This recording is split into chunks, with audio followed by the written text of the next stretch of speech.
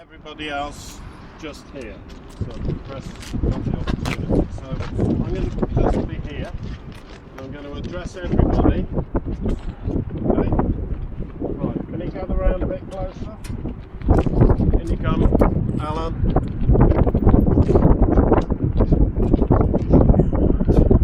No fighting boys.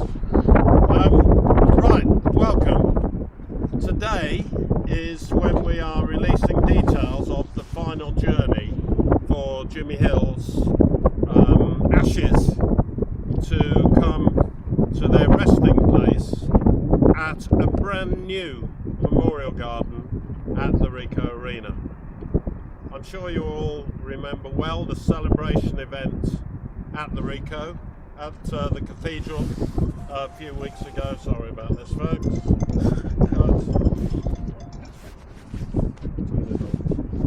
At the cathedral a few weeks ago, a great success.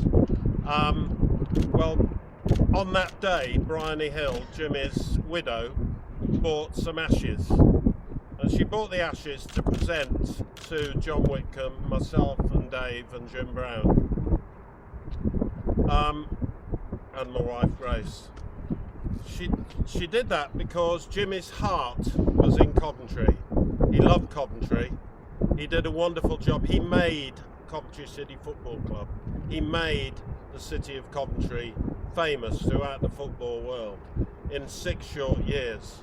But his impact on football and his innovation with football was unbelievably distinct.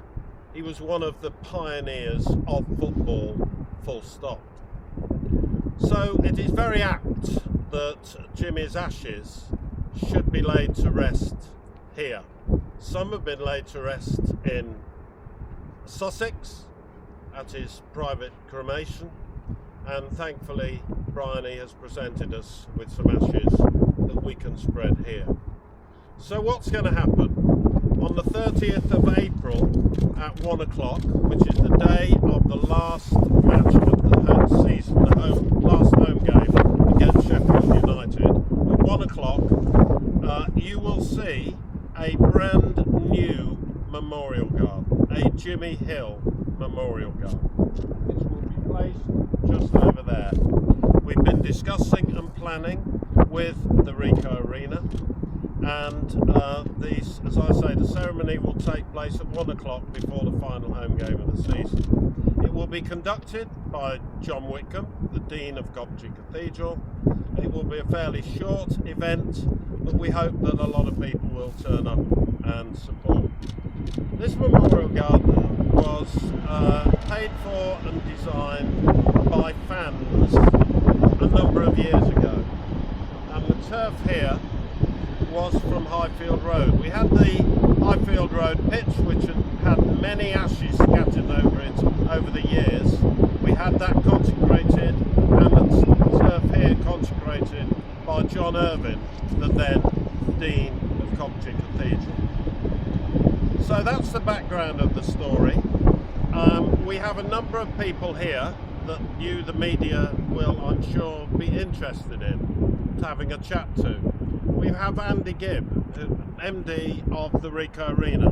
The Ricoh Arena have been fantastically supportive and are working with us and paying for a lot of the work to be done on the memorial garden. Next to him we have Terry, who is the right-hand man of the Ricoh building. He's been around for an awful long time. Terry Bates, isn't it? Yes, who is available as well. He'll be clerk of the works. Obviously we have Dave Long here, I mentioned in the first place, who is the guy that's been working with me, come on Dave, throughout this project. We worked on the statue, we worked on everything to do with Jimmy. We have great passion of what Jimmy did for our lives. Jimmy was a major part of our lives in producing great football team for us to watch for 6 years that he was here and 34 years in the Premier League. So we've got Andy, we've got Terry, we've got Alan. Alan is the chairman of the Diamond Club, and without putting too much emphasis on it, the Diamond Club members are knocking on a bit. So the Memorial Garden and Jimmy Hill is very much in our minds. We had a fantastic turnout from the Diamond Club. Diamond Club meets 4 times a year here at the Rico for lunch, and Alan is the chairman. Tom Dentith there.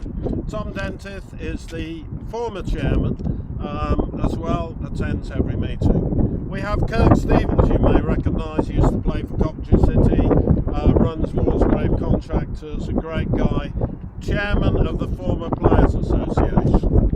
We have Carol and Bob Cumbridge, who visit the Memorial Garden every week, every home match.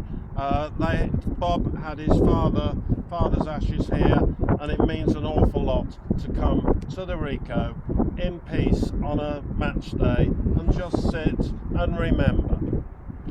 Tina, Alan's wife, there, lady chairman of the Diamond Club. Lionel Bird, I'm sure you all know Lionel, historian for the football club, has written books on the start of the football club, anything you want to know about Coventry City Football Club, and also has relatives in the Memorial Garden. We've talked about Bob Cumbridge there. We have Kieran Byrne. Kieran, shake a hand. There we go. Kieran is a great Coventry City fan.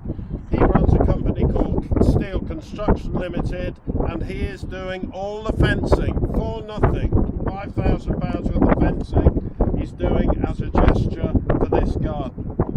We have Steve from Planet Granite. Note the number plate on the car there.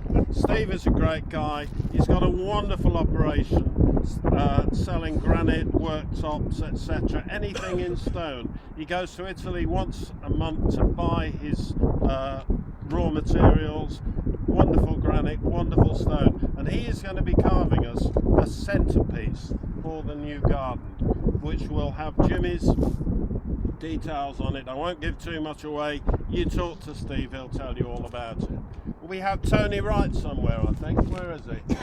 Do we have Tony Wright here? There he is. I couldn't believe I couldn't see you. Tony is a landscape gardener who runs his own company and is providing us with things with shrubs and that sort of thing. So I don't think I've missed anybody. So to the media, that's the story. We have people for you to talk to. You're right, okay. So just get on, do whatever you like. It's going to be a great moving service on the 30th. So I'll leave it to you to describe how you like. Anything we can do to help you, we're all here. Okay? Thank you.